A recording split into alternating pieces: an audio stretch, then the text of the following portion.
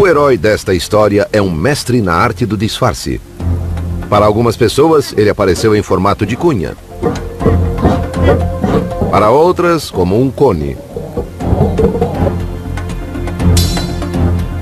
Mas independentemente da forma que assumiu, ele sempre foi o número 1. Sua história é a nossa história. É uma história de lutas, de sabedoria. Uma história sobre as origens dos números. Nós veremos como o 1 ajudou a criar as primeiras cidades, como ajudou a construir impérios e como inspirou algumas das mentes mais brilhantes da história. Também conheceremos sua participação no modo de funcionamento do dinheiro. Por fim, veremos como o 1 se associou ao 0 para dominar o mundo em que vivemos hoje. Um mundo digital que funciona com uns e zeros. These words that I'm now speaking were first written down on my computer using a code of ones and zeros.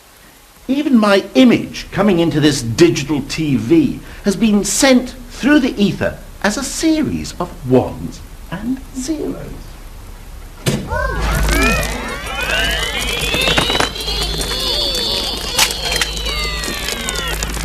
So how did these two digits come to dominate our world? They didn't always. In fact, for most of human history, 0 simply didn't exist. It's 1 that really counts. A história do número 1. Então, de onde veio o 1? Bom, sua história começa no início dos tempos, há 3.042.659.000 anos. Desde o dia em que o primeiro 1 se libertou da sopa primordial e alcançou terra firme e seca.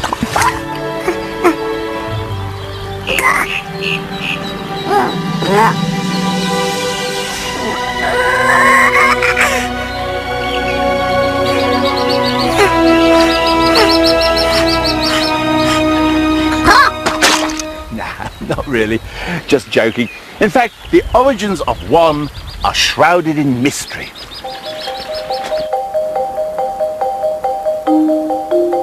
Trata-se de um mistério que somente nossos mais remotos ancestrais poderiam esclarecer.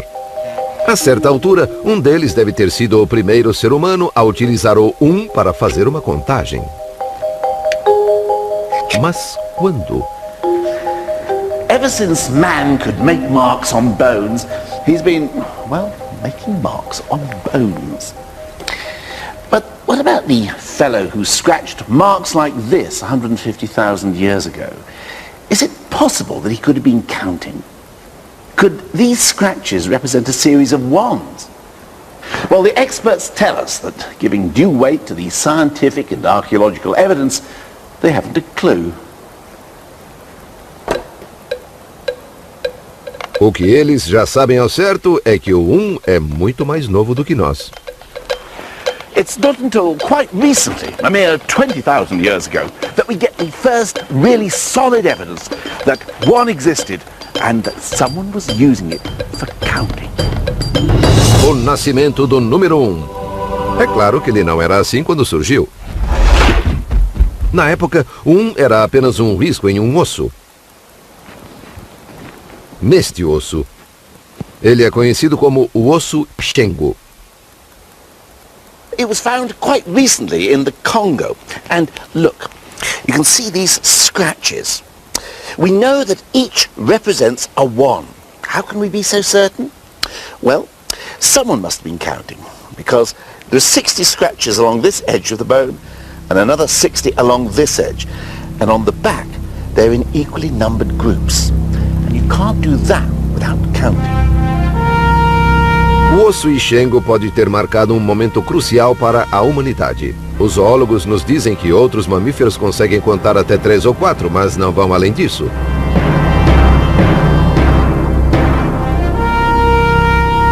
Transformando o 1 em um risco, nossos ancestrais foram capazes de contar até 4, 5 ou 6, se fossem sujeitos bem espertos.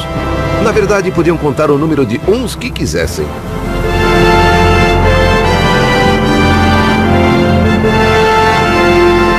And that is what gave us the edge over the lions and the tigers. From now on, counting knew no limits. One was growing up into a big boy.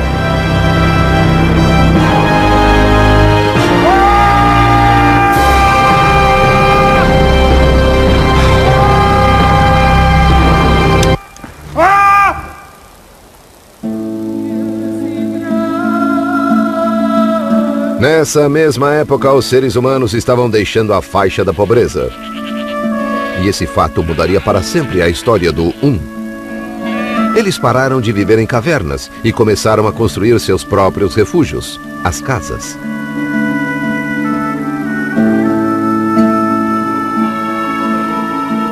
O próximo grande evento na vida do número 1 aconteceria na antiga civilização dos Sumérios no Oriente Médio, perto do ano 4000 a.C. Aí está. Around this time, the people of Sumer decided to give one his independence. They stopped scratching him on a bone and set him free by representing him as a token.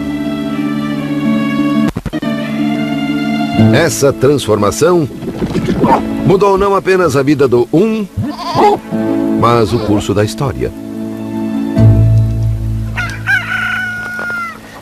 The invention of tokens allowed the Sumerians to do something that nobody had done before. If you add notches to a stick or a bone, you can do just that, add. But with tokens, you can take away. So, say you've got 6 chickens, and you eat 5 of them. Oh, look what you've got. Indigestion. No. You've invented arithmetic. It was the biggest breakthrough in one's life so far. But why did it happen here? To find out, we have to go somewhere where it didn't.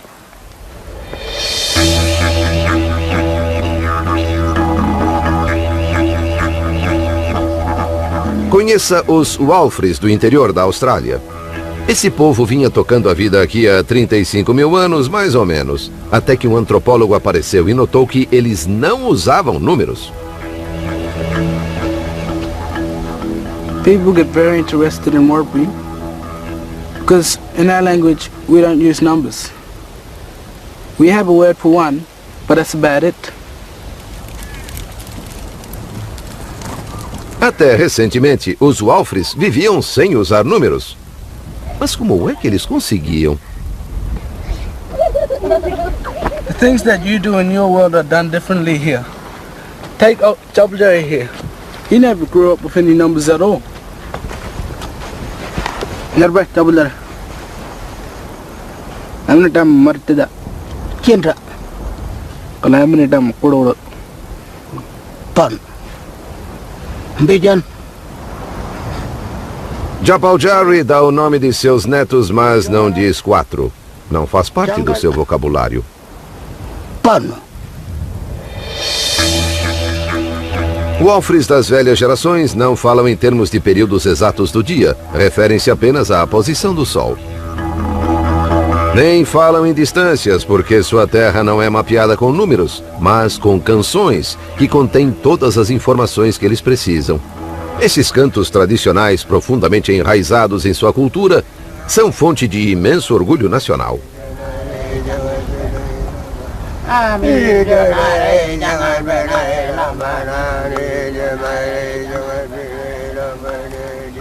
O fato é que na tradicional vida Walfri, eles não precisam de um sistema numérico, tampouco de aritmética. Então, por que do outro lado do mundo, 6.000 anos atrás, o povo da Suméria sentiu a necessidade de transformar o 1 em um cone e inventar a matemática?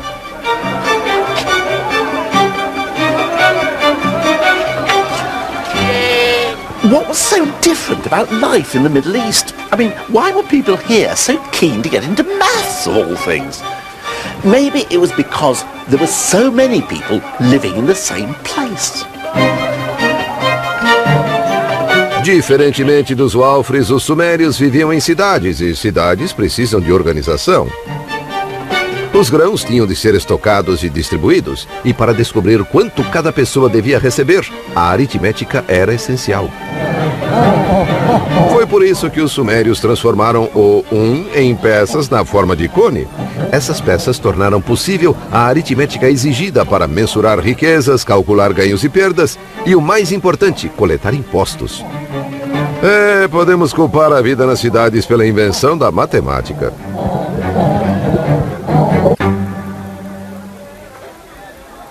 The ability to do arithmetic wasn't the only thing the Sumerians needed for their civic programs. They also needed to be able to keep a permanent record of their calculations. But hold on, the written word hasn't been invented yet. Numbers, it seems, were the world's first writing. Aconteceu assim. Números específicos de peças eram colocados em envelopes de argila por segurança. Os envelopes eram então fechados. Mas após fechar o envelope, como você se lembraria de quantas peças ele continha? Tinha um probleminha aí. Mas espera um pouco. Pegava-se outra peça para fazer marcas no envelope. Tantas marcas quanto fossem os cones colocados lá dentro. Então, alguma mente brilhante percebeu que o envelope não era necessário. Na verdade, nem os cones eram. Bastava simplesmente fazer as marcas diretamente em um tablete de argila e pronto, tinha-se o registro dos números. A noção de escrita havia nascido. Os matemáticos sumérios já conseguiam manter registros permanentes de seus cálculos que podiam se tornar mais complexos do que nunca. Poucas pessoas eram iniciadas nos mistérios dos números, e elas eram treinadas desde a infância. Tornaram-se uma elite poderosa e muito bem paga que até hoje nós valorizamos. Isso mesmo. O maior presente dos sumérios para o mundo foi o reverenciado contador.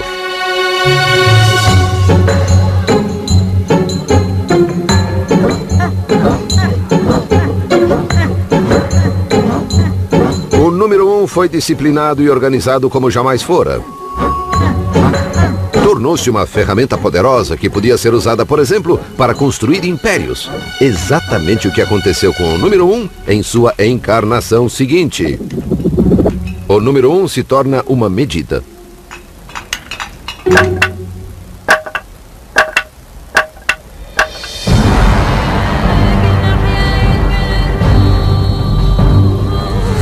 Egito, 3.000 anos antes de Cristo.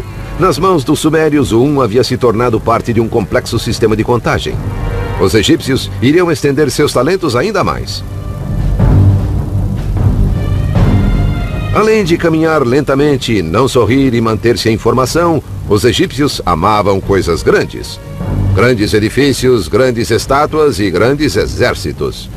Também criaram números realmente grandes. E o modo como eles os escreviam nos oferece um fascinante reflexo da hierarquia da sociedade egípcia. Primeiro, os números do homem comum, do dia a dia. O número 1 era representado por uma simples linha. O 10 era uma corda. O 100, uma corda em espiral. Todos humildes números para os trabalhadores. Mas então vinham os números para os aristocratas, números para impressionar. 1,000 is a lotus, symbol of pleasure. 10,000, a commanding finger. And then the number for pharaohs, a number the Sumerians never even dreamt of. 1,000,000. The sort of number only a pharaoh would need to count his prisoners.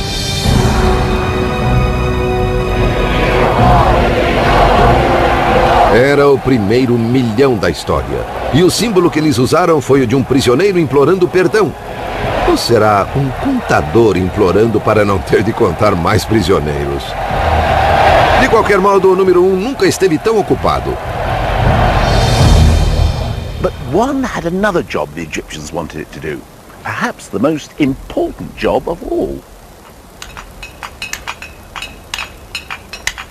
Eles precisavam que o número 1 ajudasse no canteiro de obras. Os egípcios eram construtores entusiasmados e davam muito valor à beleza. Mas é impossível criar belos edifícios sem medir com precisão. E não dá para medir com precisão sem saber qual é a sua unidade. Ou seja, o que você quer dizer quando se refere ao 1. Para resolver esse problema, os egípcios fariam algo que ninguém fizera antes. Definiriam sua própria versão do número 1. Ela se baseou no comprimento do braço de um homem, do ombro à ponta dos dedos mais a largura de sua mão. O número 1 passou a ser conhecido como cúbito, a medida para todas as coisas. A incontestável régua.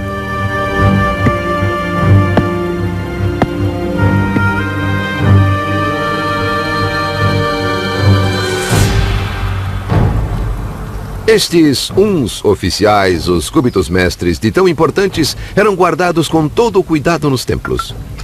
Faziam-se cópias deles que eram então distribuídas para que em todo o império, em qualquer projeto em construção, todos soubessem o que se queria dizer com 1.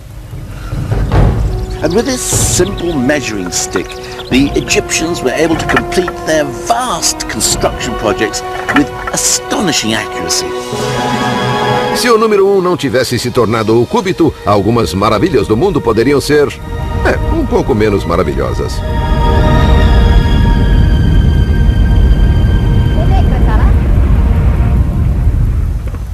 By transforming 1 from counting things to measuring things, the ancient Egyptians hadn't just opened up a whole new world of bespoke tailoring and fitted carpets.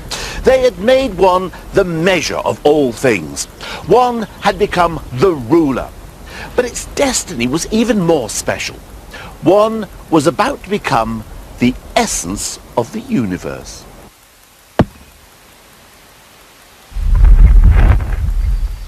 O número 1 se torna um deus grego.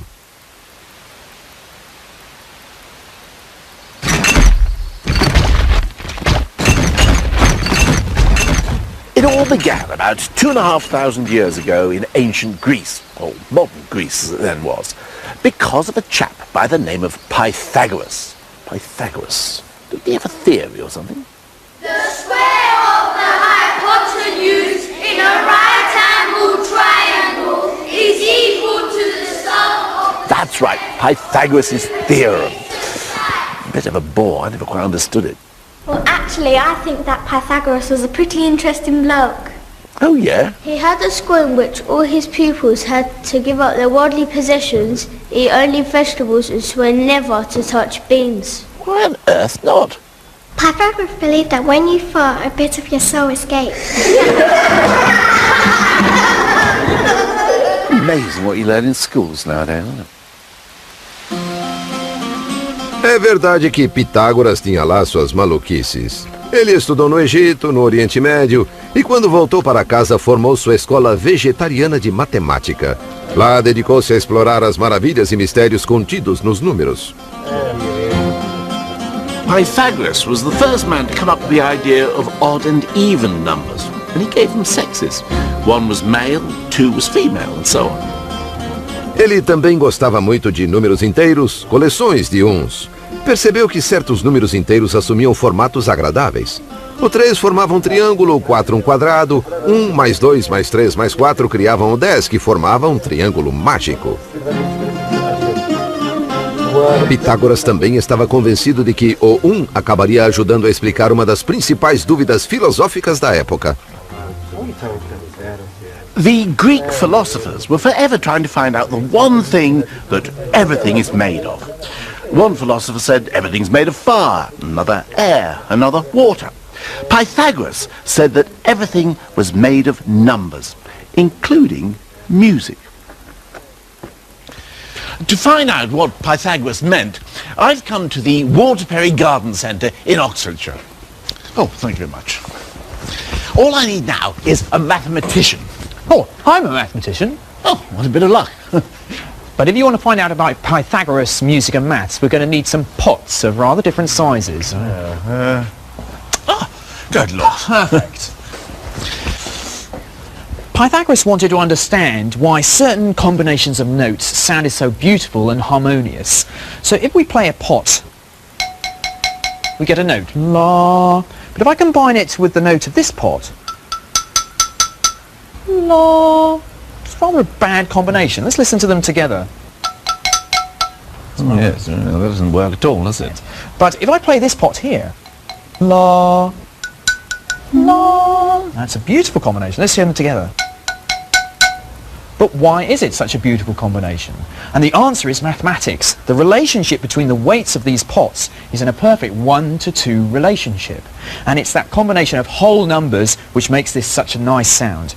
As opposed to the first pot, it's a sort of a 1 to 1.264, not a nice whole number relationship, which is causing the bad sound. So Pythagoras is saying that the harmonies are combinations of whole numbers. That's right. Numbers that are collections of ones. Pythagoras realised that these whole numbers are really why things sound so beautiful, and it excited him so much he realised that really mathematics was the base of everything, that it would explain musical harmony and the cosmos, and this is why he coined the phrase the music of the spheres. So, shall we? Oh, I don't see why not, yes.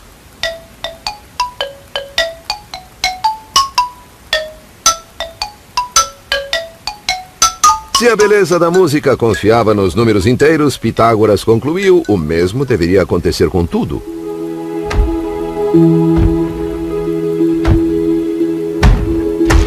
E como os números inteiros são coleções de uns, o 1 devia ser a matéria essencial de que o universo é construído.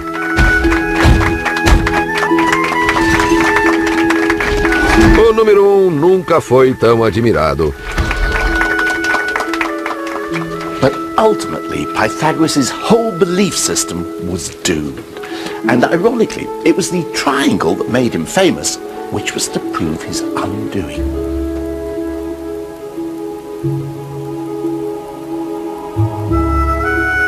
Se o número 1 estava no centro de tudo, também deveria estar na essência de todos os triângulos, até mesmo do triângulo retângulo com 2 lados iguais. O problema é que ele não está. Pitágoras seguiu tentando fazer os 3 lados contarem com um número exato de unidades, mas não podia ser feito.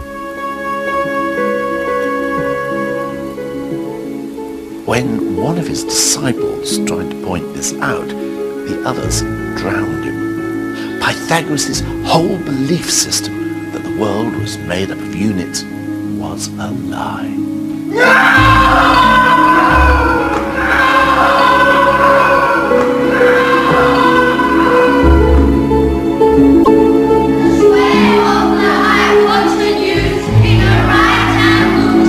Pobre Pitágoras, derrotado por sua forma geométrica favorita. O 1, porém, estava prestes a embarcar em uma nova carreira, só que antes teria de se tornar um pouco menos real.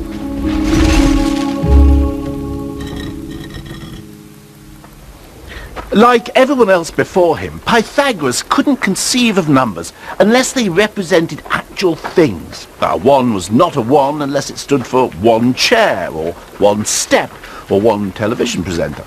But the mathematicians who followed Pythagoras broke free of these constraints. Yep, Archimedes, famous today as the world's first streaker, but in fact the greatest mathematician of ancient times. Arquimedes adorava os jogos com números. E levou a matemática ao reino do inimaginável, porque nesses jogos ele permitia que os números fizessem coisas impossíveis, que descobrissem, por exemplo, quantos grãos de areia seriam necessários para encher o universo. E apesar de alguns desses jogos matemáticos parecerem inúteis, eles algumas vezes deram resultados práticos de que nos beneficiamos até hoje. For example, he was obsessed with what would happen if you took a sphere and turned it into a cylinder. What would be the difference in area covered? Well, personally, I don't give a fig. But for Archimedes, it was the proudest moment of his life when he finally succeeded in working out the formula. And although it was a piece of pure mathematical bravado, it did actually prove to be amazingly useful in the end. Because thanks to Archimedes, later mapmakers could take the globe and turn it into a flat map.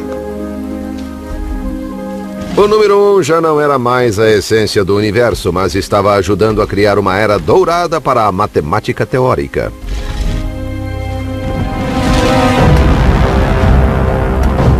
Uma nova força, porém, estava conquistando o mundo.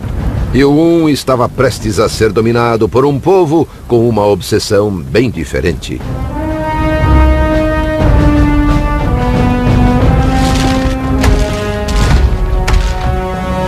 Arquimedes vivia em Siracusa, e quando os romanos invadiram a cidade em 212 a.C., ele estava no meio de um cálculo particularmente intrincado.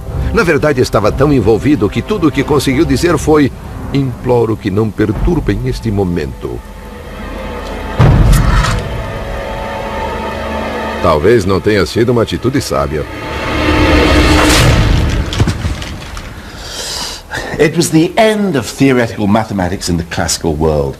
The Romans weren't interested in airy-fairy abstractions like how to calculate the weight of all the goats who ever lived. They were interested in power. Gostando ou não, o número 1 agora era um servo de Roma. Precisou deixar para trás o mundo da matemática abstrata e passar a lidar com preocupações mais práticas. O número 1 vai para o exército. Ele se tornou a espinha dorsal do mundo romano, enquanto os romanos o usavam para impor uma rígida organização numérica em seu exército. Havia 10 homens por seção. E 10 seções com 10 homens eram chamadas de uma centúria.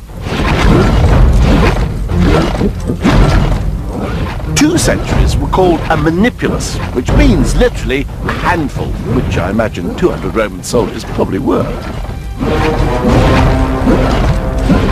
Até as punições eram pensadas em termos numéricos. Se a legião sofresse uma derrota humilhante, toda ela seria dizimada, no sentido da palavra decimar em latim. Fosse qual fosse a culpa individual, um soldado em cada 10 era sacrificado.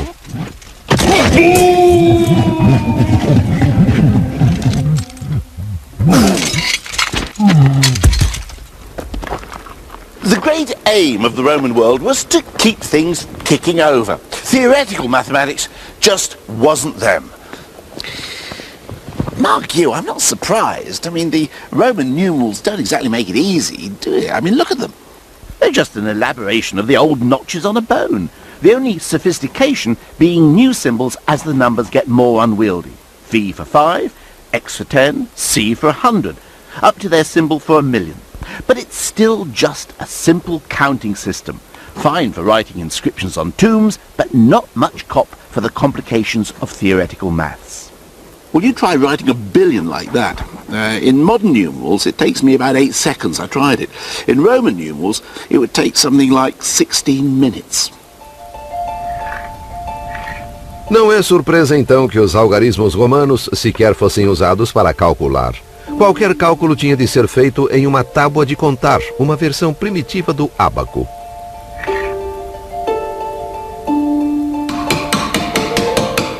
Os numerais em si eram apenas usados para registrar os resultados. Talvez não seja coincidência que, diferentemente dos gregos, nenhum matemático romano seja celebrado nos dias de hoje.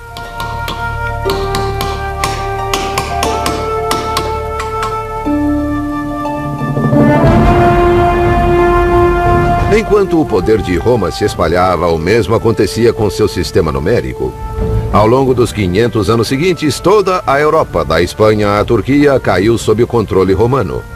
E mesmo quando o Império começou a ruir, seus numerais continuaram em pé. Mas apesar de o sistema romano parecer indestrutível, ele não era. Seu nêmesis veio do Oriente, para ser mais preciso, da Índia, no ano 500 depois de Cristo. Ou mais ou menos isso.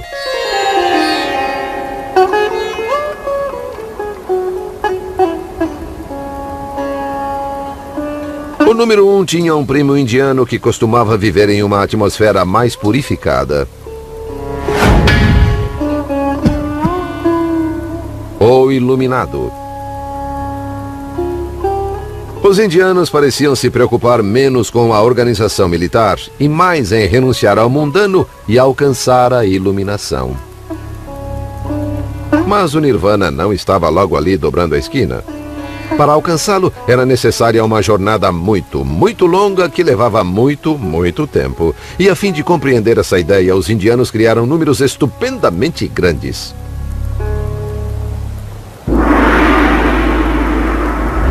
Take a raju, for example. A raju is the distance covered by God in 6 months. If he travels 1,000,000 kilometers in every blink of his eyelid. Or how about a pallium? A pallium is the length of time it would take me to build a cube of lamb's wool 10 kilometers high, if I were to lay one strand every century. Here's one I made earlier. Well, these were the sort of numbers that could have made one feel, well, small, if he hadn't had a little help from his friends. Unlike the Romans, the Indians devised a system that could cope with vast numbers. They developed a different symbol for every number from 1 to 9. 1, 2, 3. Or if you do them quickly, you get Arabic numerals. नहीं है, अरबी नहीं है, ये हमारा हिंदुस्तानियों का बनाया हुआ है. हम लोग हिंदुस्तानी इसे 2000 वर्ष पहले से प्रयोग कर रहे हैं. He's right, you know. Os algarismos que usamos hoje são chamados de arábicos, mas na verdade surgiram na Índia desde o ano 500 a.C.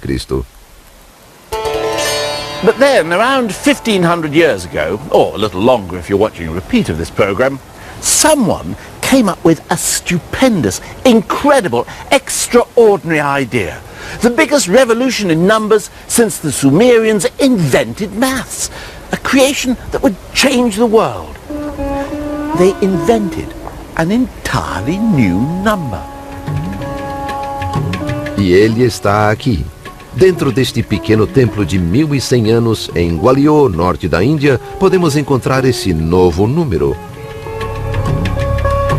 E após uma viagem de 6.500 quilômetros, finalmente vou conseguir vê-lo.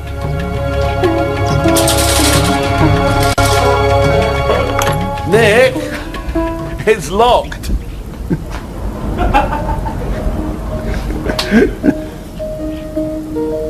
Então, nós esperamos. E enquanto esperávamos, eu me perguntei, como é que este novo número não foi inventado antes? É um número muito simples, que leva só um instante para dizer e ainda menos para escrever. Ah, here he is. Mas quando foi inventado, transformou a vida do número 1 de uma forma que acabaria por modificar o mundo todo.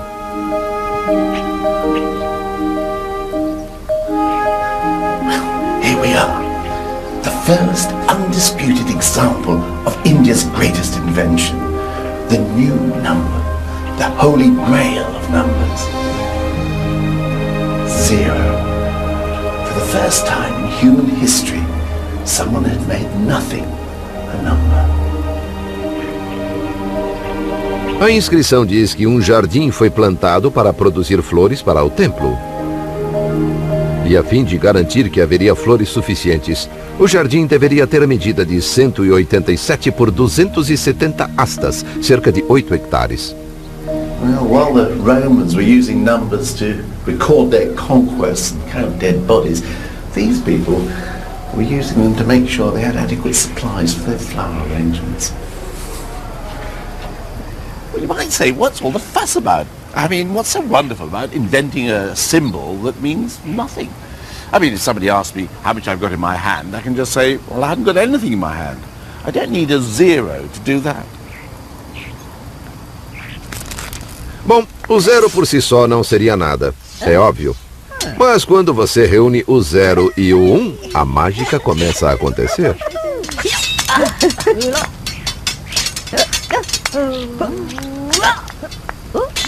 E quando o resto da trupe se juntou a eles, os resultados foram espetaculares.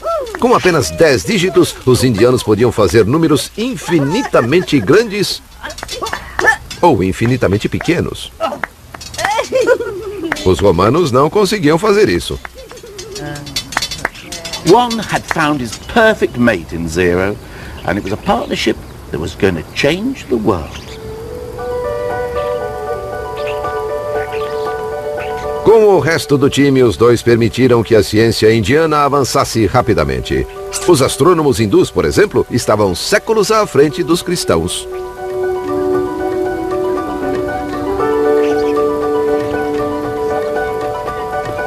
Indian scientists worked out that the Earth spins on its axis and that it moves round the sun. Something that open Europe, Copernicus, wouldn't figure out until 1,000 years later. Cientistas indianos também calcularam o diâmetro do globo e erraram em menos de 1% da medida correta. Tudo isso foi possível por conta do 1, do 0 e do resto da trupe de inúmeros artistas. Eles eram uma sensação, e sua fama logo começou a se espalhar pelo planeta.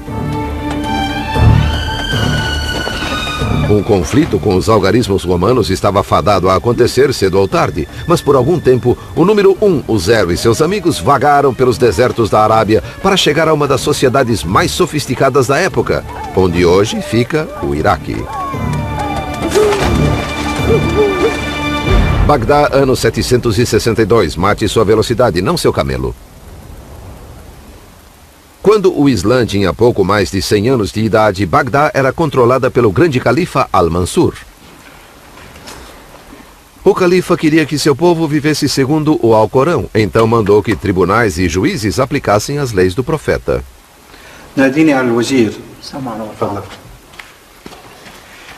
Now, the law of the Prophet is full of instructions that require serious mathematical calculations if they are to be carried out exactly. For example, unlike Christianity, the Quran insists that women share in any inheritance. The book says there is a share for men and a share for women, each share depending on the number of other relatives and their relation to the deceased. Working all that out required fractions and ratios, but these were people who counted on their fingers. Não é que eles não gostassem de aritmética, mas seu sistema numérico os impedia de evoluir. Um dia, no entanto, chegou à corte um embaixador da Índia. Ele tinha de dar ao grande califa algum tipo de presente, mas o califa era um homem de riquezas infinitas e era difícil saber o que lhe oferecer. Uma camiseta com a inscrição "Eu amo a Índia" não serviria, é claro. Mas o embaixador pensou muito no caso e decidiu dar ao califa o melhor presente que pôde imaginar: a beleza dos números.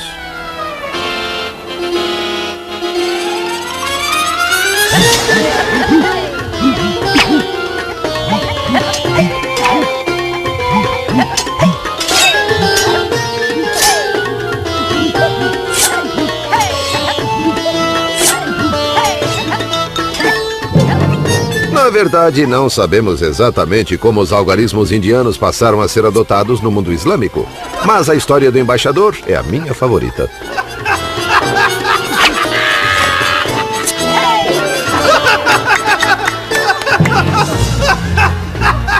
What we do know is that Muslim scholars were bowled over by 1, 0 and the rest of the troop. And the most famous of these scholars was a man by the name of Al-Khwarizmi. Al-Khwarizmi. Al-Khwarizmi. Khwarizmi? Al-Khwarizmi. Al-Khwarizmi. That's right.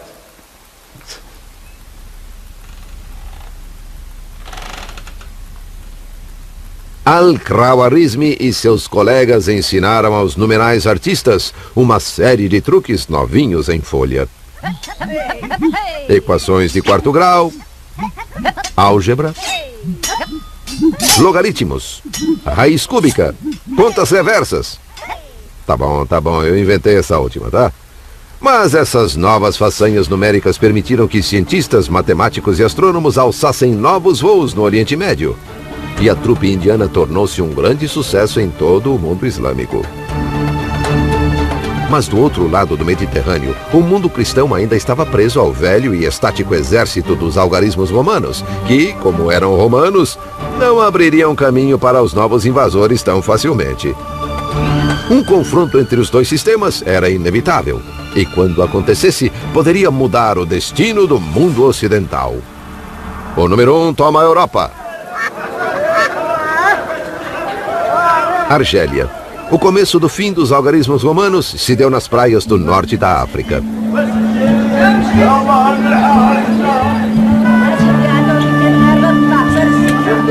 Comerciantes muçulmanos logo adotaram o 1, o 0 e companhia em seus negócios. Ao final do século XII, os numerais indianos já eram usados correntemente. E foi no movimentado porto de Bejaia que o jovem filho de um diplomata italiano que trabalhava na Argélia assistiu pela primeira vez àquele incrível espetáculo dos números.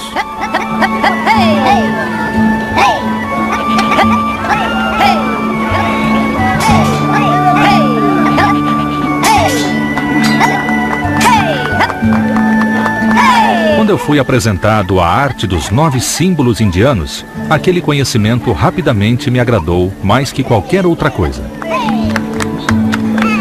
E eu consegui compreender aquela arte.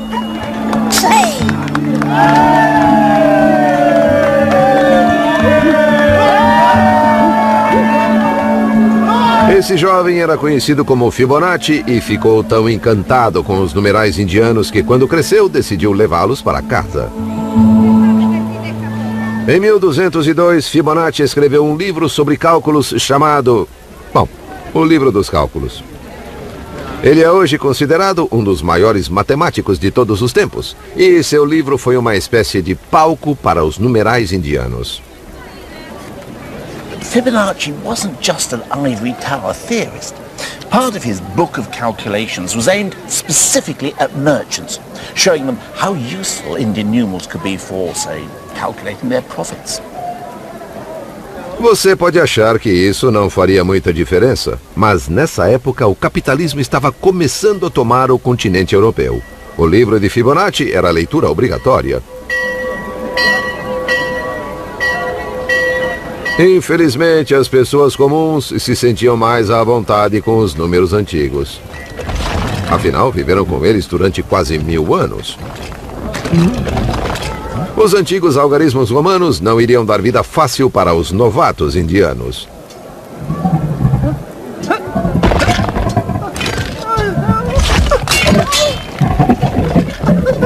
E não era só questão de tradição. Podia-se encontrar boas razões para a predileção pelo velho sistema. For example, many medieval Italian cities had their own currency. So every time I found myself at a new town or a new set with extras and costumes, as the case may be, I have to go to the money changer's bench, or banker, as it's called. O banco era uma tábua de contar, basicamente um ábaco com peças diferentes. Os homens que o operavam, os banqueiros, tinham de fazer o juramento de que não iriam trapacear os clientes. Mind you, if the magistrates find he is cheating me, they'll come and break his bench. His banker will be rupta, which is the word for broken. And he'll be declared bankerupta, which is where we get the word bankrupt from. Hi. Now, these things, how much can I get for those in whatever place this is?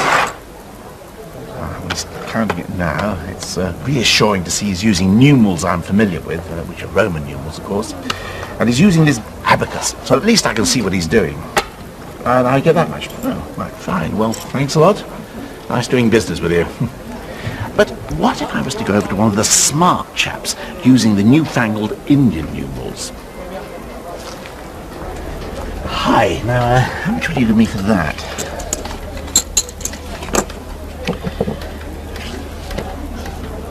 Now, you see, this is the problem. You see, as a medieval punter, I've got no idea what he's writing. I mean, no wonder people were suspicious. I mean, if my bank started keeping my accounts in Chinese, I'd be suspicious. Oh, thanks. I've got no idea how you arrived at that. But thanks anyway.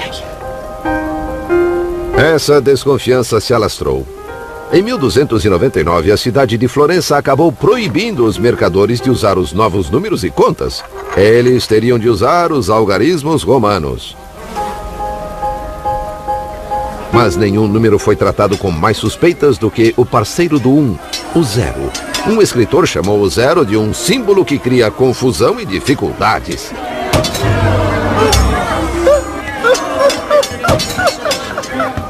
Zero was called cipher, and it was regarded with such suspicion that word became our word for secret code, a cipher. Mas os dias do velho sistema estavam contados. Suponho que podemos culpar a boa e velha ganância humana. Os tradicionalistas que lidavam com o ábaco e os algarismos romanos nunca precisaram calcular juros de empréstimos, porque a Igreja Católica dizia que cobrar juros era um pecado, a chamada usura. Mas vieram as reformas, e a Igreja passou a ser amiga dos negócios, e a eterna objeção cristã ao capitalismo pareceu simplesmente desaparecer. Então, nesse novo ambiente de empréstimos e cobrança de juros, quais seriam mais úteis? Os algarismos arábicos ou o ábaco? Bom, vamos descobrir. On my right, one first-class mathematician.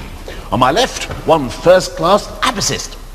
So, supposing I lend someone £10 at 0.5% interest a month, how much do they owe me at the end of the year? Okay? Ready? Steady?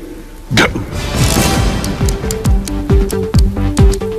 Kimi é abacista desde os 15 anos e está usando um ábaco moderno. Mas exatamente como se fazia no século XVII, ela arredonda seus números à medida que avança nas contas. Vamos esperar que ela avance para ganhar esta disputa. Marcos está usando papel e caneta e vem trabalhando com até 12 casas decimais. Vive no norte de Londres com sua adorável esposa e 3 filhos encantadores. Ele não é grande, mas é muito inteligente. Kimmy has got an answer. Kimmy. Yes. What's your answer? £10.60. £10.60. So compound interest after a year would be £10.60, and the abacus seems to have got there before the mathematician. Well, I don't want to put a damper on things, but I think that answer is actually wrong. I've got an answer of £10.61.6777664035 to be precise. I've actually picked up the subtlety of compound interest, which is it's a little bit each month, but it adds up, so I've got this extra 1.67p. Para o homem de negócios medieval, significaria a diferença entre ganhar e não ganhar a vida. Talvez por isso o usuário do ábaco neste desenho pareça tão pobre. As capitalism gained respectability, calculating interest and compound interest became de rigueur for any self-respecting businessman. And for doing that, even with an abacus, the old Roman system was simply no match for the Indian numerals. Então, séculos após Fibonacci tê-los trazido à Europa, os algarismos indianos finalmente derrotaram os rivais romanos.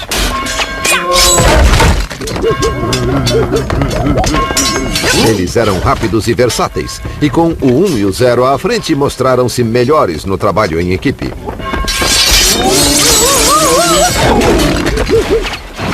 Quando o fim chegou, bastou um empurrãozinho. Os velhos algarismos romanos estavam, enfim, na bancarrota. Mas o 1 e o 0 tinham planos ainda maiores para o futuro, que não incluíam os outros numerais. O 1 e o 0 vão sozinhos. Enquanto isso, a trupe toda dos numerais indianos tomou o mundo ocidental de assalto. Com eles, os navegantes europeus tinham mais facilidade para calcular latitudes e ousaram cruzar os grandes oceanos. Foi assim que acharam a América. E os novos números se tornaram o vocabulário dos bancos modernos. Mas ainda existia muito espaço para aquele velho problema, o erro humano.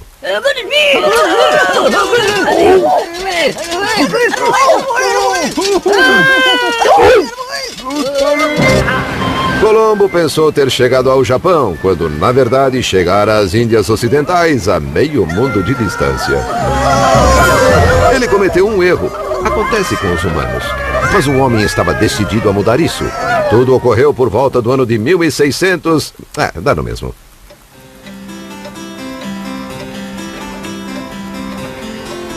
Gottfried Wilhelm Leibniz foi um dos maiores matemáticos de todos os tempos e decidiu livrar a humanidade de uma vez por todas da maldição do erro humano.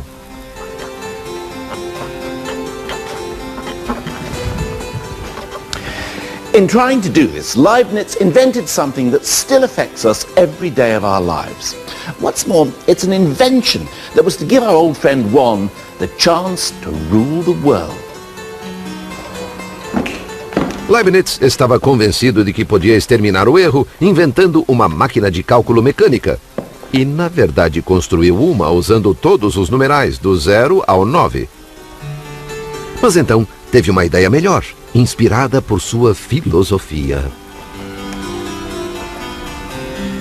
É verdade que se os grandes vazios e a imperfeição plena pertencem ao zero,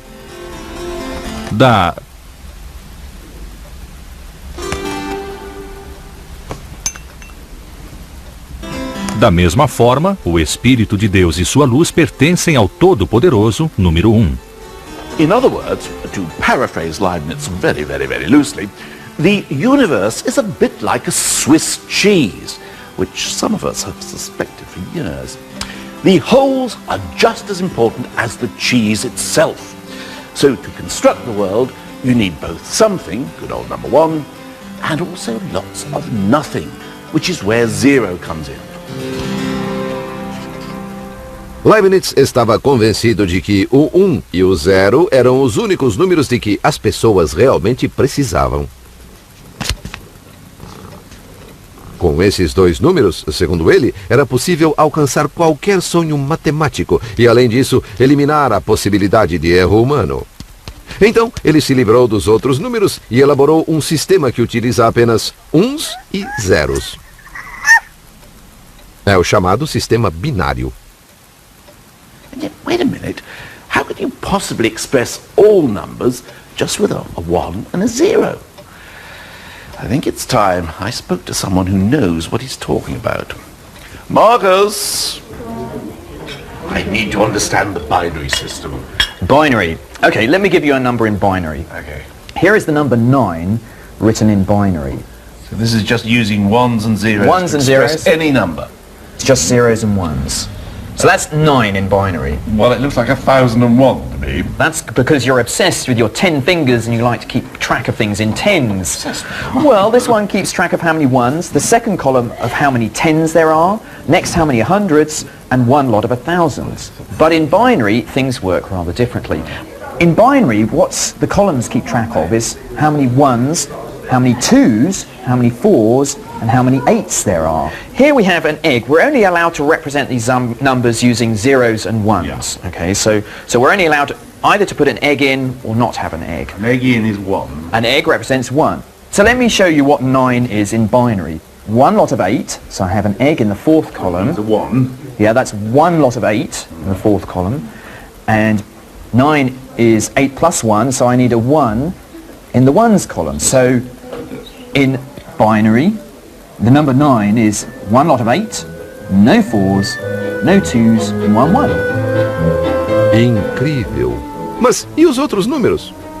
Bom, após apenas 3 horas de aprendizado, eu percebi que era possível, afinal de contas, chegar a qualquer número usando apenas uns e não uns. Além do mais, eu me convenci de que não é preciso fazer tudo isso com ovos.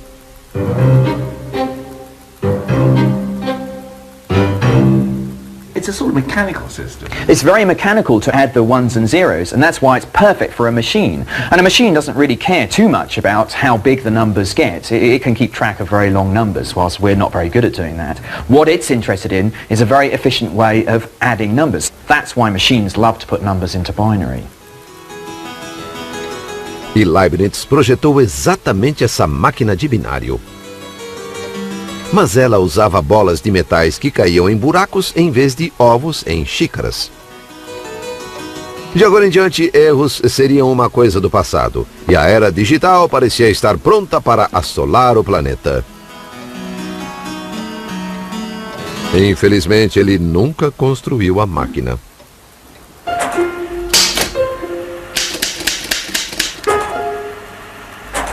O 1 e o 0 teriam de esperar mais 265 anos para voltar a ser o foco das atenções. Sul da Inglaterra, 1944. Meet Colossus, the world's first working binary computer. It's Leibniz's dream made real. But instead of dropping metal balls into slots, Colossus is electronic. In here, 1 and 0, something and nothing, have finally come into their element as electrical currents, on and off. O Colossus foi criado durante a Segunda Guerra Mundial e instalado no Centro de Decodificação Britânico em Bletchley Park. Tem 1.200 válvulas, quilômetros de fios e centenas de componentes mecânicos. Mas exatamente como todos os computadores de hoje, o coração desta máquina são uns e zeros. Em seu formato binário eletrônico, o 0 e o 1 realizavam milhões de cálculos rapidíssimos, o suficiente para decifrar os códigos inimigos antes que os alemães tivessem apontado seus lápis. Thanks to Colossus, the Allies knew what the German messengers said even before Hitler did. And it may be that this extraordinary contraption helped shorten the war by as much as 2 years. A tecnologia que surgiu em Bletchley mudou o nosso mundo para sempre. Você se lembra de todas aquelas razões para usar e entender os números? Fazer cálculos astronômicos, lidar com medidas, fazer a divisão de propriedades? Computadores podem fazer isso. Descobrir percentagens, taxas de câmbio, juros compostos, todos os cálculos que preocuparam e às vezes deixaram perplexas as grandes mentes da antiguidade. Just leave it to the computers, and we can all simply be happy ignoramuses, not even knowing whether the answer's right or wrong. And that's got to be a good thing, isn't it?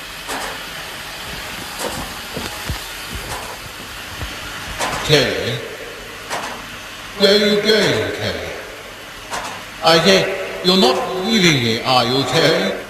Terry! In the computer age, our whole world runs on a stream of ones and not ones. From our bank statements and medical records to the barcode every time I buy a tin of cat food. And the rest of the numbers can be consigned to the dustbin of history. 1 and 0 are all we need. The old performing duo have come out on top.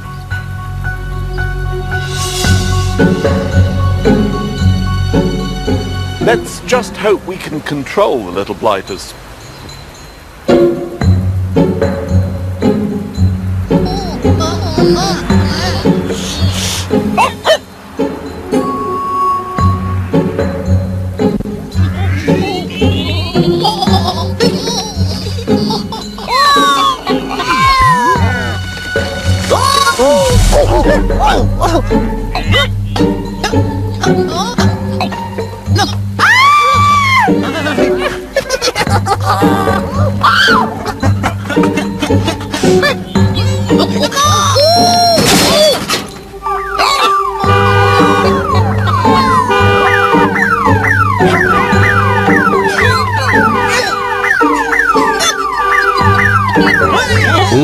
Ou 0.